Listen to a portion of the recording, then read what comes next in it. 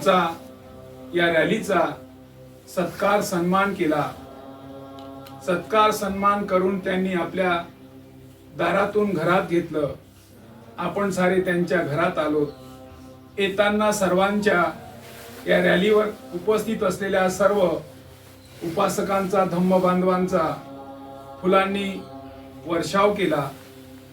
त्याचबरोबर सर्वांनी सन्मानजनक आपल्या रॅलीला त्यांच्या घरात पदार्पण केलं।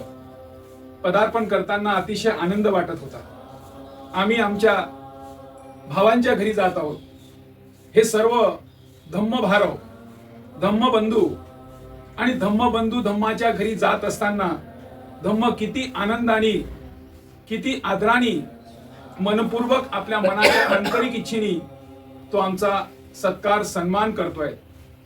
आज वेगवेगळ्या कुटुंबातली वेगवेगळी मंडळी आज शामरावजी जवादे यांच्या घरी या धम्म रॅलीच्या निमित्ताने आली आणि त्यांचा मुळात हेतू आहे की ज्यांच्या घरी आलो त्यांच्या कुटुंबातील सर्व लोकांचा आमचा परिचय व्हावा।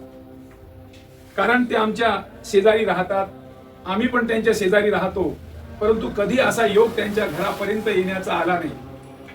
घरापर्यंत येण्याचा योग न येण्यामागचा कारण आम्ही कधीच त्यांना एकमेकाला जोडल्या गेलो नाही आणि हे जोडण्याचं काम धम्म रॅली करते आहेत। या धम्म रॅली निमित्ताने आपण त्यांच्या दारावर आलो, त्यांच्या घरात आलो आणि घरात आल्यानंतर आपण बुद्धांची वंदना केली, बुद्धाला आठवण केलं आणि तथागताला म्हटलं की तथागता, बुद्धम शरणम गच्छामी, धम्मम शरणम गच्छामी, संघम शरणम गच्छामी। अशा बुद्धीला आम्हाला अनुसरण करू दे, अशी बुद्धी आम्हाला मिळू दे की त्या बुद्धीमुळे सर्वांचा विकास होईल, त्या कुटुंबाचा विकास होईल, आमचा विकास होईल, या जनतेचा विकास होईल। आमच्या बुद्धीचा हेतू प्रथम कल्याण, मध्यम कल्याण, अंतिम कल्याण। आमची बुद्धी ऊसासारखी असली पाहिजे। ऊस खाताना कुठूनही बी आपल्याला गोडच वाटतो। आपण त्याचा मध्य भागाला चाका, गोडच वाटेल, वरच्या शेंडावर पहा, गोडच वाटेल, बुडावर पहा, गोडच वाटेल। तसा बुद्धाचा धम्म आहे, हा मानवी कल्याणाचा आहे। आपण बुद्धाला ऐकल्यानंतर, बुद्धाला बघितल्यानंतर एक मनामध्ये वेगळा भाव निर्माण होतो। आईला वाटत असेल की असा पुत्र माझ्या पोटी जन्माला यावं, भावाला वाटत असतं की असा भाऊ मला सोबतीला यावं, बापालाही वाटतं असा मुलगा माझ्या पदरी पडावं। आणि अशी बुद्धाला पाहिल्यानंतर मनामध्ये एक वेगळी भावना निर्माण होतं। अशा आपण बुद्धाला समोर ठेवून, बुद्धांच्या विचार आचाराला समोर ठेवून आपण या ठिकाणी बुद्धम शरणम गच्छामी ही पहिल्या आपल्या वाणीतून बुद्धासमोर आपण स्मरण केलं। त्याचबरोबर आपण म्हटलं की धम्मम शरणम गच्छामी। धम्म म्हणजे काय? धम्म म्हणजे आदर्श जीवन जगण्याचा मार्ग। जो जो मनुष्य, जो जो कुटुंब, जो जो परिवार, जो जो समाज, जो जो देश या मार्गावर जाईल त्याचा कल्याण होईल। आज जगामध्ये पाहतो आपण, जगात सर्वश्रेष्ठ मार्ग कोणता असेल तर तो बुद्धांचा मार्ग। जी जी माणसं बुद्धाला अनुसरण करतात, आज आपण पाहिलं असेल की भारतामध्ये एक मोठा प्रोग्राम होत आहे। 27 देश भारतामध्ये बौद्ध गयाला आले आहेत। 2 डिसेंबर पासून तर 12 डिसेंबर पर्यंत विदेशातली माणसं भारतात येऊन भारतातल्या बुद्ध धम्माची चॅटिंग करतात। त्या चॅटिंग मध्ये वेगवेगळ्या देशातील लोक दान पारमितांनी काय दान करतात। त्या दानातून मागच्या वेळेस आपले गजबीये सर तिथे गेले होते। त्यांनी मोठी मोठी पुस्तकं, त्रिपिटकाची पुस्तकं, अभिधम्म पिटक, त्रिपिटकामध्ये जे बाकीचे विनय पिटक, या सर्व पिटकांची पुस्तकं लोकांनी मोफत वाटल्या गेली। आणि त्या लोकांनी सांगितलं की भारत देश किती मोठा भाग्यवान आहे की या देशांमध्ये बुद्ध सारखा व्यक्ती जन्माला आला। आणि ज्या देशांमध्ये बुद्ध सारखा व्यक्ती जन्माला आला त्या देशात आम्ही येतो आहोत। बुद्धांची करुणा, बुद्धांची ममता, बुद्धांचा तो अलौकिक असा मार्ग, बुद्धांनी सर्व मानव मुक्तीच्या मार्गातून नेलेला हा जगातला सर्वश्रेष्ठ मार्ग आहे। जगाला सर्वश्रेष्ठ मार्ग देण्याचं काम हे सर्व तुमच्या आमच्यातूनच निर्माण होतं। बुद्ध म्हणतात की जगाला जर शांती द्यायची असेल तर ती शांती आपल्या घरातून सुरुवात केली पाहिजे। बुद्धांचा धम्म हा व्यक्तिगत माणसासाठी आहे। माणसाचा मोठा स्वार्थ आहे, कारण तो शीलवान होतोय आणि तो शीलवान झाल्यानंतर त्याच्या आईला एक चांगला मुलगा मिळतोय, बापाला चांगला मुलगा मिळतोय, पत्नीला चांगला नवरा मिळतोय, भावाला चांगला भाऊ मिळतोय। एवढी मोठी उपलब्धी या मार्गावर आल्यानंतर त्या माणसाला मिळते। आणि तो माणूस मग समाजांमध्ये डॉक्टर असेल, इंजिनियर असेल, वकील असेल, राजकारणी असेल, तो कोणत्याही पदावर गेल्यानंतर सातत्याने मानवी कल्याणाचाच विचार करेल.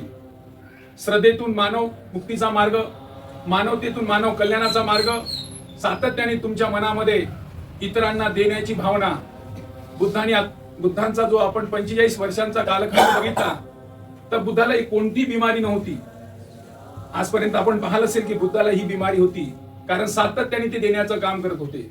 बुद्धांच्या वाणीतून कधी कोणावर रागावले असेल, कोणावर चिडले असेल असा एकही प्रसंग आपल्याला दिसत नाही. बुद्धांच्या वाणीतून, बुद्धाच्या कृतीतून, बुद्धाच्या चालण्यातून सातत्याने लोकांना असं वाटतं की अशी बुद्ध मार्गी बुद्ध आमच्या घरी आला आहोत. म्हणून जगातील कितीतरी माणसं बुद्ध मार्गी आली आणि देश बुद्धमय झाला. परंतु या देशाला जातीचा रोग असल्यामुळे, या जात ग्रस्त असलेल्या भारत देशामुळे या बुद्ध सारख्या चांगल्या विचाराला दूर ठेवण्याचं काम करतात. म्हणून बुद्ध घरात यावं म्हणून घरातील मंडळींना हे अत्यंत महत्वाचे की माझ्या घरात बुद्ध आला पाहिजे, मी बुद्धाच्या मार्गावर गेलो पाहिजे. आणि मार्गावर जाताना आपण काय म्हणतो की पानाती पाता वेरमणी शिका पदम समाधियानी, अदिनदाना वेरमणी शिका पदम समाधियानी, कामे सुमिच्चाचारा वेरमणी शिका पदम समाधियानी, मुसावादा वेरमणी शिका पदम समाधियानी, सुरामेर मज्जय प्रमादखाना वेरमणी शिका पदम समाधियानी. जगातील माणसांना फक्त 5 शिलाची गरज आहे. जो जो व्यक्ती, जो जो समाज, जो जो परिवार, जो जो कुटुंब, जो जो देश या शिलांचं पालन करेल तो जगात वैभवशाली निर्माण होईल. म्हणून आमच्या घरातून आम्ही सुरुवात केलं पाहिजे की पानाती पाता वेरमणी शिका पदम समाधियानी. याचा अर्थ काय? मी हिंसा करणार नाही, मी हिंसेसाठी कोणाला प्रवृत्त करणार नाही, त्याला मी प्रोत्साहित पण करणार नाही. हिंसा बुद्धांनी सांगितली फक्त शारीरिक नको, काया वाचा मनाने. काया म्हणजे शरीराने मी कोणाला हिंसा करणार नाही. म्हणून म्हणतात सब पाप अस करणम कुशल सुपसंपदा सचित परियो दपनम एतन बुद्धन शासन. बुद्धांचं शासन काय म्हणतो? मी कोणाला कोणत्याही प्रकारचं अकारण कोणताही त्रास देणार नाही आणि मी कोणताही त्रास देणार नाही. हाच बुद्धांचा शिक्षा आहे. म्हणून म्हणतात सब पाप अस करणम कुशल सुपसंपदा, माझी कुशलतेची संपदा वाढावं, हाच बुद्धांचं शासन आपल्याला दिलेलं आहे. म्हणून मी कायानी, वाचानी आणि शरीराने, मनाने सुद्धा कोणाचीही प्रकारची मी हिंसा करणार नाही. म्हणून बुद्ध म्हणतात आजकालचा आपण पाहतो की सम्यक वाणीचा दोष, आज मिथ्या गोष्टी खूप वाढलेल्या आहे. देवाची करणी नारळात पाणी, आमचा जो कोणी भला करेल तो देवच करेल. या मानसिकतेमध्ये आम्ही एवढे गुंतलेले आहोत की त्यामुळे आम्हाला दिसत नाही. म्हणून बुद्ध म्हणते तुमच्या वाणीचा दोष आहे, तुमच्या दृष्टीचा दोष आहे. अष्टांगिक मार्गांमध्ये सांगितलं की तुम्हाला तुमचा दोष तुम्हाला मुक्त करायचा आहे. सत्य सत्य तुम्हाला जाणायचं आहे. हे असत्य सत्य जाणण्यासाठी तुम्हाला तुमच्या विवेक बुद्धीचा वापर करायचा आहे. म्हणून सातत्याने बुद्धम शरणम गच्छामि, ती बुद्धी जी तुमच्या हितासाठी आहे, जी बुद्धी मानवाच्या हितासाठी आहे, जी बुद्धी जनकल्याणाच्या हितासाठी आहे, त्या बुद्धीला तुम्ही अनुसरण करा, त्या बुद्धीच्या मार्गाने जा. म्हणून आपण सातत्याने म्हणतोय अदिन्नदाना वेरमणी शिका पदम समाधियानी. आज देशांमध्ये दिवसेंदिवस भ्रष्टाचार वाढतोय. जर त्या आईच्या पोटी तो बाळ जन्माला आला असता, त्या बाळाने आज जे आपण वंदना म्हटली ती वंदना त्यांनी ऐकली असती. माझ्या आईने मला सांगितलेलं आहे की अदिन्नदाना वेरमणी शिका पदम समाधियानी. जी वस्तू माझी नाही ती मी घेणार नाही, मी स्पर्श करणार नाही. ती वस्तू मी कोणाला पण देणार नाही, ती वस्तू कोणाची म्हणून मी पण घेणार नाही. समजा एकदा कदाचित ह्या बाळाने अशी चोरी केली तर या कुटुंबाला चोरीचा धब्बा लागेल. या चोरीच्या धब्ब्यामुळे कुटुंबाची बदनामी होईल, कुटुंब बेइज्जत होईल आणि मुलाला जेलात जावं लागेल. जेलात गेल्यामुळे पोलीस यंत्रणा कामी लागेल, कोर्ट कचेरी कामी लागेल. त्याच्या देशाचा पैसा कुटुंबामध्ये व्याकुळता. एवढी मोठी घटना तुमच्या एका अदिन्नदाना वेरमणी शिका पदम समाधियानी याचा अवलंब न केल्यामुळे. म्हणजे आज देशांमध्ये जो भ्रष्टाचार होत आहे तो मुक्त करायचा असेल तर घरांमध्ये बुद्धाचा धम्म असणं गरजेचं आहे. धम्म असल्याबरोबर त्या आईला हे सांगणे की अदिन्नदाना वेरमणी शिका पदम समाधियानी, जी वस्तू माझी नाही ती मी घेणार नाही. आमच्याकडे 2 संस्कृती आहे, एक श्रमण संस्कृती, दुसरी ब्राह्मण संस्कृती. श्रमण संस्कृती नेहमी श्रमण करायला सांगतात, मेहनत करायला सांगतात, कष्ट करायला सांगतात. आणि ब्राह्मण संस्कृती नुसतं फुकट्या जागेवर बसून खायची शिकवतात. ते कोणत्याच शारीरिक मेहनत करत नाही.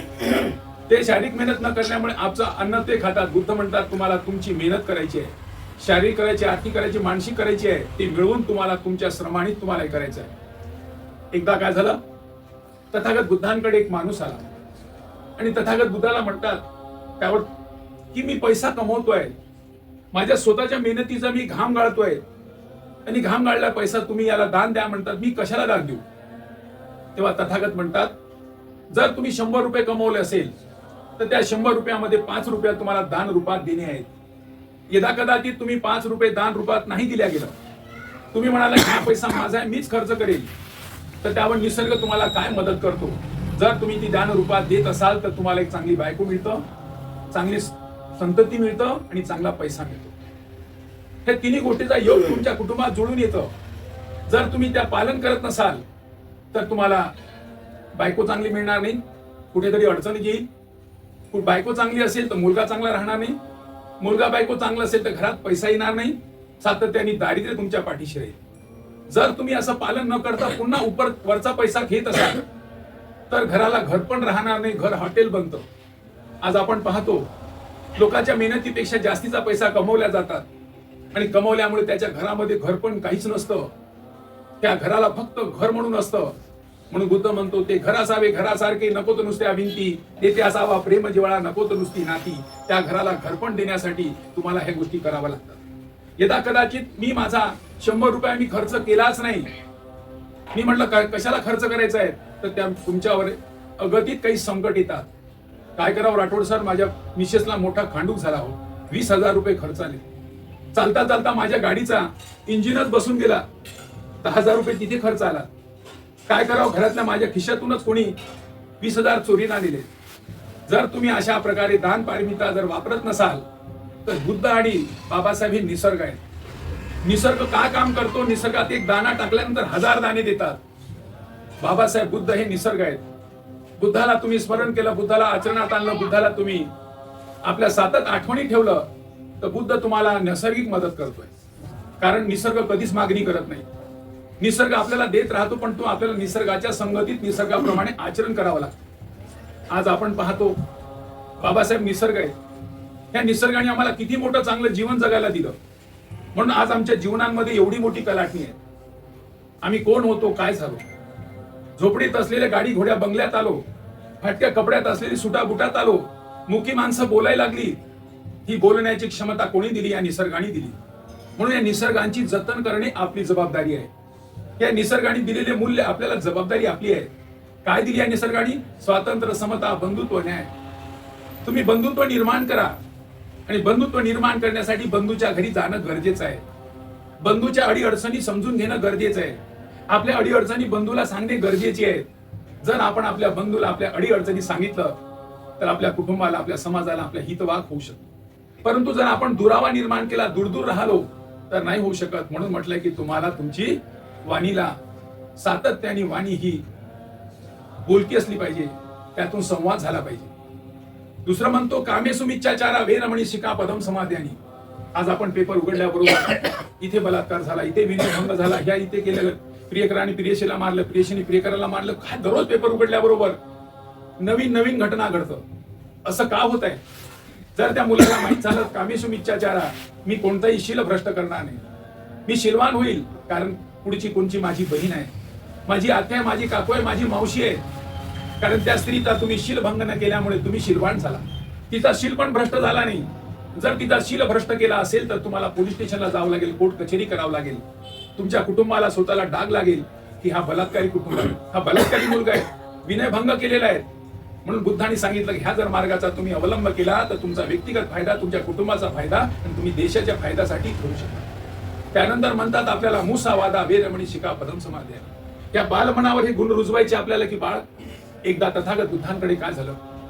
तथागत बुद्ध आपल्यासारखेच, आपण जशी आज धम्म रॅली आली तशी बुद्धांची रॅली चालत होती आणि बुद्ध धम्मदेशना करायचे. जात असताना बुद्धांना त्यांच्या घरी बोलवल्या गेलं. बुद्ध त्यांच्या घरी आले. घरी आल्या तर अचानक यशोधरेने पाहिलं की तथागत घरी आले. त्यामुळे ती त्यांच्या मुलाला शोधत बसली, राहुलला.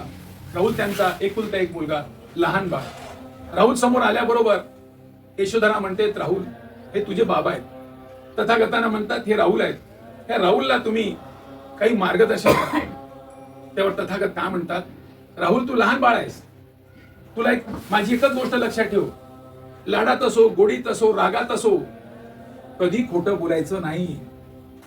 बघा तथागत बुद्ध हे जागतिक पातळीचे विद्वान, जागतिक पातळीचे मनोवैज्ञानिक, आणि आपल्या येणाऱ्या पिढीला काय म्हणतात की बाळ, खोटा बोलायचं नाही. जर एक खोटा बोलला तर 100 खोटे तुला बोलावं लागतं.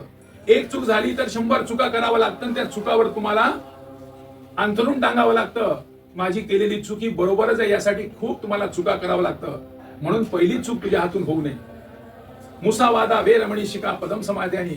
तू खोटा बोलू नको, दुसऱ्याला खोटा बोलासाठी प्रवृत्त करू नको, आणि त्याला मदत पण करू नको.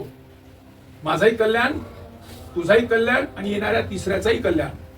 शेवटी म्हणतात सुरा मे रमजे पमाद ठाना वेरमणी शिका पदम समाध्या. मी कोणतेही नशिले पदार्थ ग्रहण करणार नाही. मी बुद्ध का म्हणतो, बुद्ध म्हणतात मी कोणतेही नशिले पदार्थ ग्रहण करणार नाही. मी खरा खाणार नाही, मी बिडी पिणार नाही, मी तंबाखू खाणार नाही. माझा साक्षी मीच आहे. कारण म्हणतात की ह्या ज्या नशिले पदार्थ घेणाऱ्या माणसाचा कुटुंब मोठा सुधारला, ऐतिहासिक झाला असं एकही नोंद नाही. यावर तथागत म्हणतात दारूच्या बाबतीमध्ये, ए इंसान तलवार के नीचे से रखने से मत घबराओ, वो तो वीरता की निशानी है. ए इंसान आग में कूदने से मत डरो, वो तो वीरता की परीक्षा है. ए इंसान पहाड़ की चोटी से कूद पड़ने से मत डरो, तो पराक्रम की पराकाष्ठा है. ए इंसान एक बात से सदा भयभीत रहो, वो है दारू, शराब, पाप, गरीब, अनाचार की जननी है. त्या दारूमुळे माणूस कोणत्याही रसातळाला जाऊन पोहोचतोय, कुटुंबाला रसातळाला नेतोय, देशाला बर्बाद करतोय. अशा प्रकारची एकच बाबी आहे, त्याच्यापासून तुम्ही सदा भयभीत राहा. या बुद्धांच्या कल्याणी मार्गाने आम्हाला दिलेल्या मानवी मूल्याच्या संदेशाने जो जो समाज, जो जो परिवार, जो जो व्यक्ती याचा अवलंब करत असेल त्याच्या जीवनामध्ये अतोनात बदल आहे. हाच पाचशील आम्हाला जीवन जगण्याचा मार्ग आहे. धम्मरॅली ती सांगते की या 5 शिलाचं तुम्हाला पालन करायचं आहे. या पालन केल्यानंतर करता की नाही करता याचा ऑडिट तुम्हाला करायचं आहे.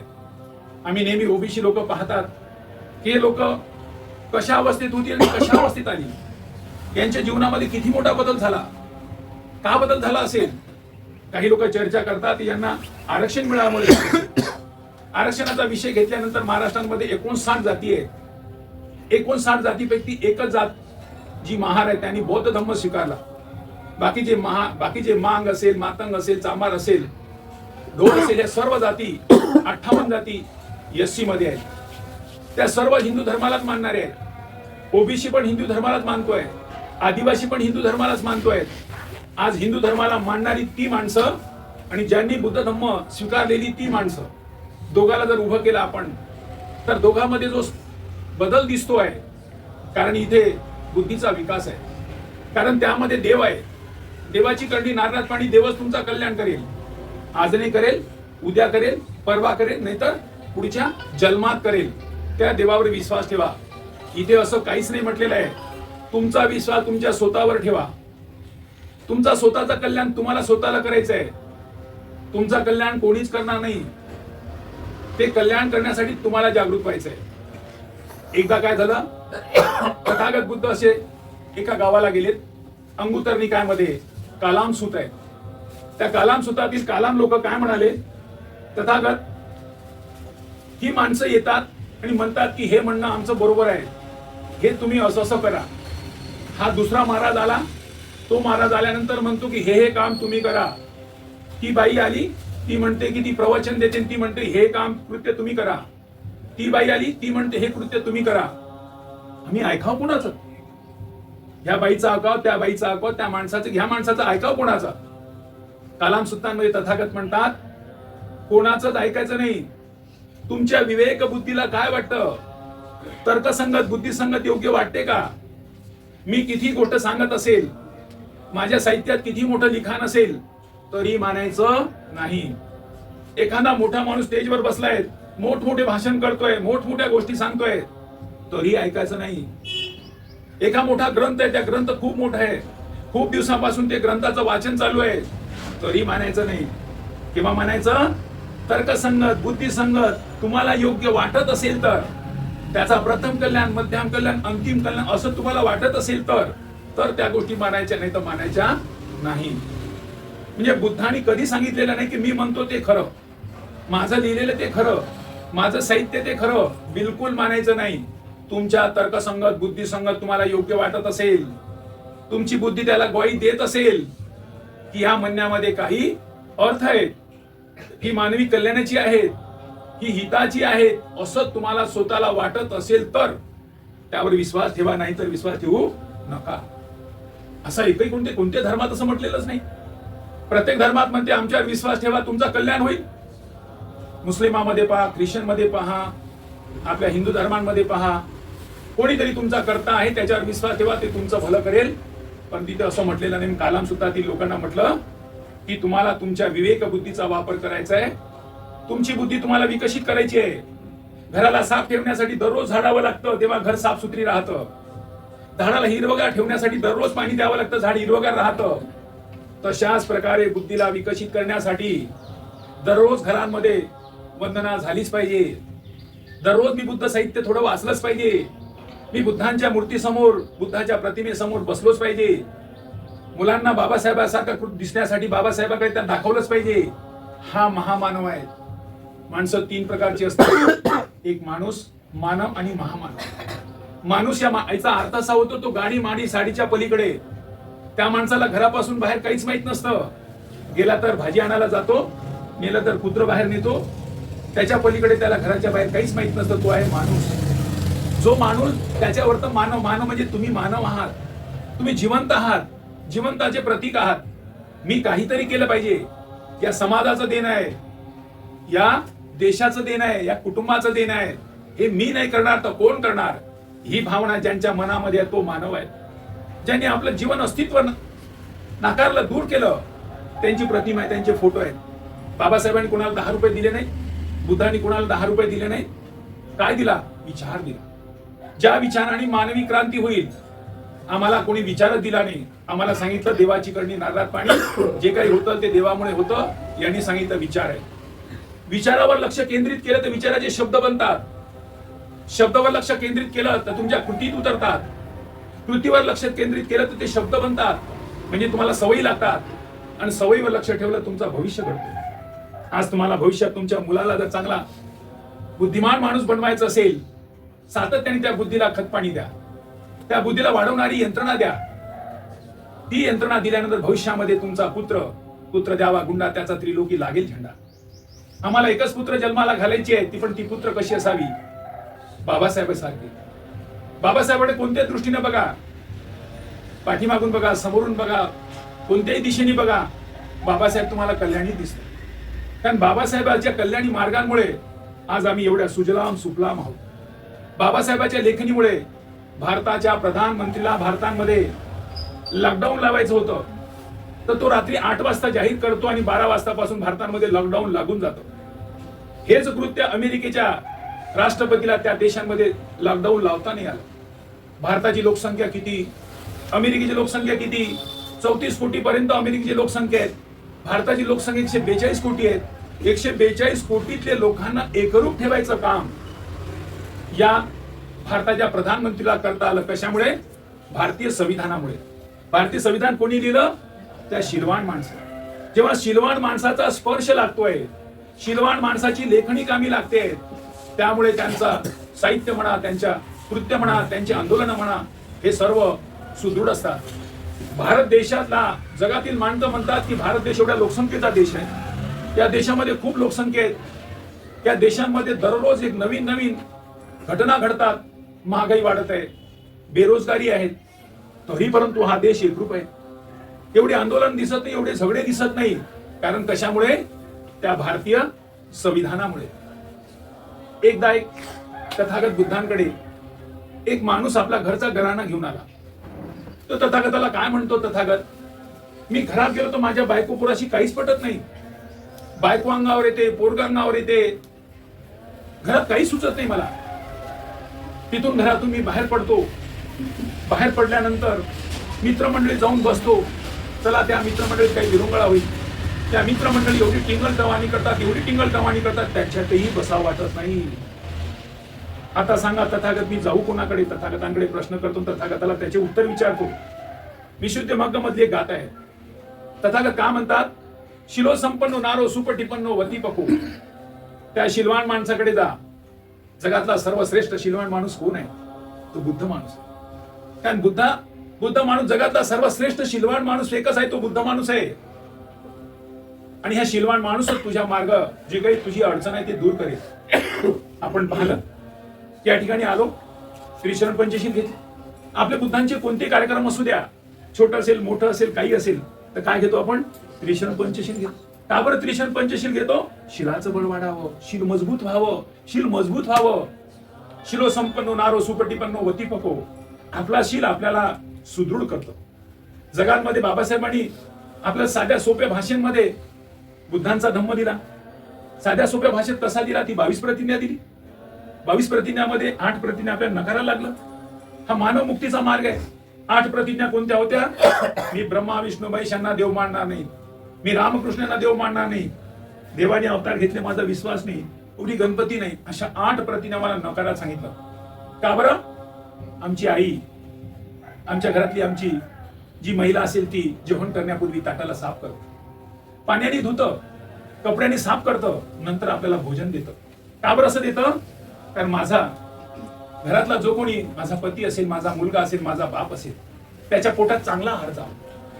ती आई आमची काळजी घेते. तशाच प्रकारे बाबासाहेबांनी आईच्या भूमिकेत आमची काळजी घेतली. माझ्या समाजातील लोकांना जर यांचा कल्याण करायचं असेल तर ही 8 प्रतिज्ञा नकारली पाहिजे. 8 प्रतिज्ञामधली कोणती? 8वी प्रतिज्ञा पहा. काय 8वी प्रतिज्ञा? त्याचा काय परिणाम झाला? आज आपण सर्व बुद्धिस्ट झालो आहे, बुद्धाला स्वीकारलेली माणसं आहोत. 8वी प्रतिज्ञा, मी कोणताही क्रियाक्रम ब्राह्मणाच्या हातून करून घेणार नाही. एकही ब्राह्मण आपल्या घरी दिसतो का? कोणताही बुद्धांचा कार्यक्रम असेल तो बुद्धांनी बुद्ध स्वीकारलेला नसेल, घराची आर्थिक परिस्थिती सुदृढ नसेल, घरात तो बाकीचे काही कृत्य करत असेल, परंतु घरामध्ये तो ब्राह्मणाला बोलवत नाही. 59 जातपैकी फक्त एक जात सोडली, बाकीच्यामध्ये मांगाकडे आपल्याला ब्राह्मण दिसतो, स्वीकाराकडे ब्राह्मण दिसतोय. ही मोठी उपलब्धी आपल्याला इथून मिळालेली आहे. आणि 9 पासून तर 22 पर्यंतची 14 प्रतिज्ञा आपण स्वीकारलेली आहे. सुरुवात काय? मी समता निर्माण करेल, मी समतेने वागेल, मी समतेने वागेल, समता निर्माण करेल. आणि 10वी 11वी प्रतिज्ञा काय? अष्टांगिक मार्गाचा अवलंब करेल, 10 पारमिताचा अवलंब करेल. आणि 13वी प्रतिज्ञापासून सांगतात मी पंचशिलाचं पालन करेल. पंचशिलांमध्ये तुम्हाला 5ही शील बुद्धांनी बाबासाहेबांनी त्यामध्ये दिलं. म्हणजे 13, 14, 15, 16, 17. 17 नंतर 18वी प्रतिज्ञा आहे. कोणती 18वी प्रतिज्ञा? प्रज्ञा शील करुणा बुद्ध धम्माच्या 3 तत्वाची सांगड घालून माझं जीवन चालवेल. कसा जीवन चालवेल? प्रज्ञा शील करुणा. प्रज्ञा आणि ज्ञानामध्ये फरक आहे. ज्ञान म्हणजे संकलित केलेली माहिती, मिळवलेली माहिती. एखाद्या घड्यात आपण बाहेरून भरतो ते पाणी, याला म्हणतात ज्ञान. विहिरीमधून पाणी काढल्यानंतर परत परत पाणी येतं, याला म्हणतात प्रज्ञा. बाबासाहेबांचं साहित्य वाचा, बाबासाहेबांचं लिखाण वाचा, बुद्धांचं लिखाण वाचा. तुम्हाला वाचावंसच वाटतं. तुमचा कल्याणी मार्ग, कारण ही प्रज्ञावंताची प्रज्ञा आहे, ती ऑटोमॅटिक येतं. आणि ज्ञान ही संकलित माहिती आहे. त्यांनी सांगितलं असं, यांनी सांगितलं असं, इथून मिळवलं तसं, तिथून मिळवलं तसं. म्हणून म्हणतात प्रज्ञाशील करता मी किती शिकलो असेल, किती डिग्र्या घेतल्या असेल, परंतु माझ्याकडे शिलांची जोड हवी आहे. शील असल्याशिवाय त्या शिक्षणाला काही अर्थ नाही. खूप डिग्र्या घेतल्या, आपण खूप दारू पितोय, खूप डिग्र्या घेतल्या, खूप भ्रष्टाचार करतोय, खूप लोकांना लुटतोय. बुद्ध म्हणतात हे योग्य नाही. तुम्ही एवढे शिकलेले असेल तरी तुम्हाला शिलांची जोड हवी आहे. आणि शील, बाबासाहेब म्हणतात हे लोक माझ्याशी का घाबरतात? मी शिकलो म्हणून नाही घाबरत, हे घाबरतात माझ्या शिलांमुळे.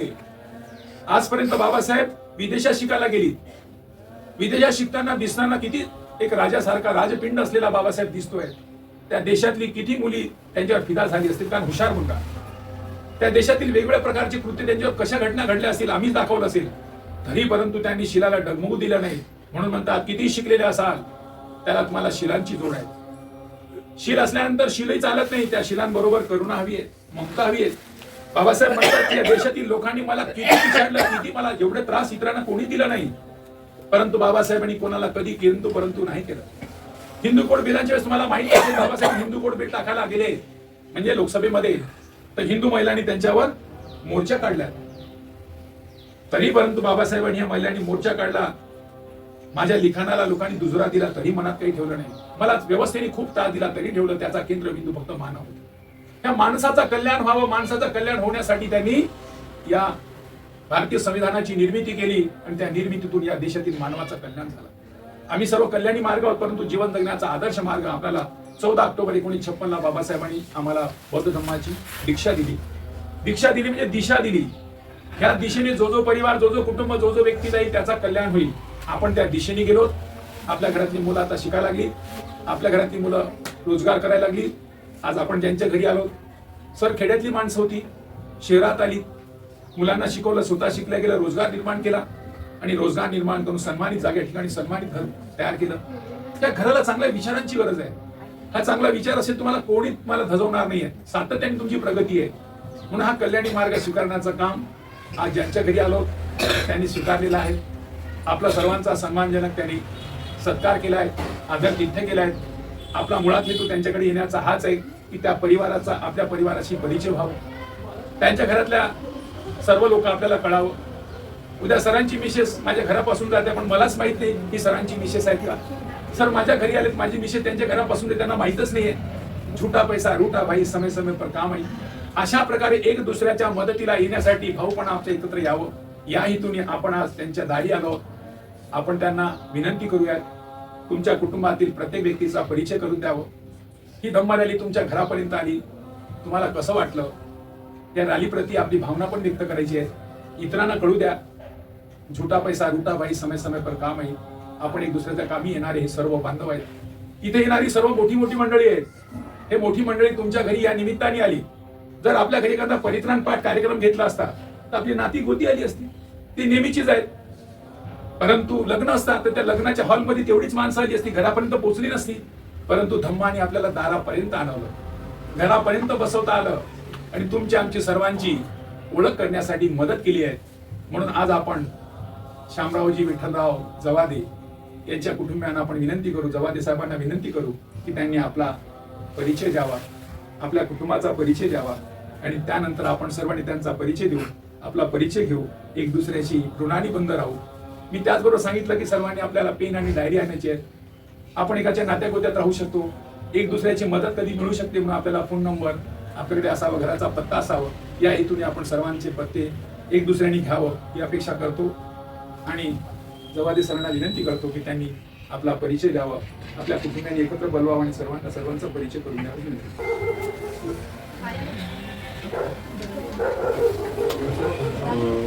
माझं नाव शामराव विठ्ठलराव जवादे. ही माझी जीवनसंगाची पत्नी शामराव जवादे, मुलगा हा एक मुलगा आणि ही मुलगी, हे 3 नदी. असा आमचा छोटासा परिवार आहे. माझा बाई आहेत माझे. प्रत्येकाला आपला परिचय थोडंसं माझा जन्म 1955 मध्ये मी हिंदू धर्मात जन्मलो आणि काळाच्या मी शिक्षण 30 वर्ष शिकलो. त्या टायमामध्ये मी वेट बिटगारी म्हणून बारवड्याची नोकरी केली 9 वर्ष. आता काय झालं की त्या काळामध्ये कसं शिक्षणाचं म्हणजे 5 जण भाऊ बहीण, वडिलाचं आर्थिक हे होतं. तर त्याच्यामध्ये कसं मग आई निदान जाती कुठं निधन करायला मग जायचं. मग शाळेत माझं हे संपलं. मी 3रा वर्ग शिकलो. त्याच्यानंतर 9 वर्ष कास्तकारी, 6 पुढे ज्वारी आणि 400 रुपये महिना असं वर्षभर काम करायचं. आणि तिथून मग मी असं एकदा कसा मोठा मुलगा झाला मला. त्या मारवाडींना म्हटलं असा कसा तुलाच मुलगा झाला म्हणे, आम्हाला का मुलं झालं नाही का म्हणे, पेरण्याचा तास टाकून. तर तिथं मग काय केलं मी, तिथं नोकरी सोडून दिली. तिथून मग भटकता असं नागपूरच्या मार्गाला आलो आणि इथे माती गोट्याचं काम करून आपला मिस्त्री बनलो. मिस्त्री बनून केला. आता जावई आहेत म्हणजे शाळेमध्ये शिक्षक आहेत. ही मुलगी आहे, मुलगा रेकॉर्डिंग होते.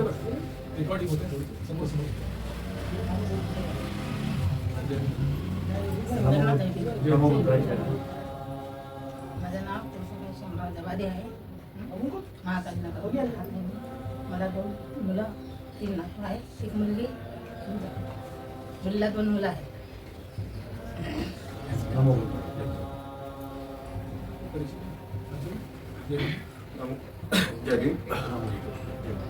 माझं नाव शैलेश शामरावजी जवादे. माझा जन्म 24/1/1983 आहे. आणि आमच्या वडिलांनी जसं लहानाचं मोठं केलं आम्हाला, जे ज्या ठिकाणून आले मला त्याची जाणीव आहे की त्यांनी नागपुरात येऊन ज्या प्रकारे आपलं जीवन घडवलं त्याच्यामध्ये आम्हाला लहानाचं मोठं केलं, शिकवलं, याच बाबतीत मला अभिमान आहे. आणि मी बुद्धाच्या धर्माच्या नुसारच आपल्या कामाकडे बस. माझं नाव विमानान शामरावजी जवादे. आमचा परिचय झालेला तर मी मोठा मुलगा यांचा, त्याचबरोबर माझी बहीण आणि हा माझा मुलगा. तर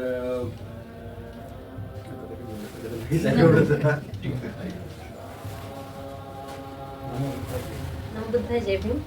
माझं नाव आम्रपाली राजेश मेंढे. यांची मुलगी, लहान मुलगी. जय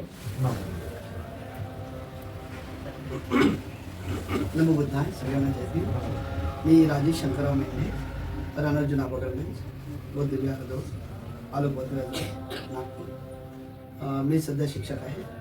आणि माझे सासरे शामराव विठ्ठल जवादे यांनी जे सांगितलं की खरंच त्यांनी किती काबाड कष्ट करून त्यांनी एवढं मोठं निर्माण केलं. पण हे म्हणजे एक उदाहरण आहे आपल्या सगळ्यांसाठी. खरंच सांगतो मी की त्यांनी म्हणजे जे मेहनत केली आणि आताही या वयामध्ये सुद्धा ते बिलकुल धडपड करत असतात आणि खाली काही बसत नाही. आणि खरं त्यांचं जे जोश आहे, ते कामाचं चैतन्य आहे, ते पण असं वाटते की खरंच की आपण सगळ्यांनी म्हणजे त्यांच्यापासून खूप काही शिकण्याला आहे असं वाटते मला. आणि आज या धम्माच्या माध्यमातून इतकं ज्ञान आणि पहिल्यांदा म्हणजे मी बघितलेलं आहे धम्म आपल्या दारी. आणि ही जी संकल्पना आहे आणि ही जी काय म्हणू आपण याला म्हणजे ही जी सुरू केलेलं आहे आपण, ही खूप छान आहे. या माध्यमातून लोकांना जोडण्याचं काम होत आहे आणि आपल्या धम्माबद्दल जी माहिती लोकांना नाही ती माहिती होत आहे आणि जागरूकता निर्माण होत आहे. तर मी खरंच धन्यवाद देतो सगळ्यांना की खूप चांगला उपक्रम आपण सर्वांनी हाती घेतलेला आहे. धन्यवाद. जय हिंद. नमो बुद्धाय जय भीम. मी प्रीती शैलेश जवादे.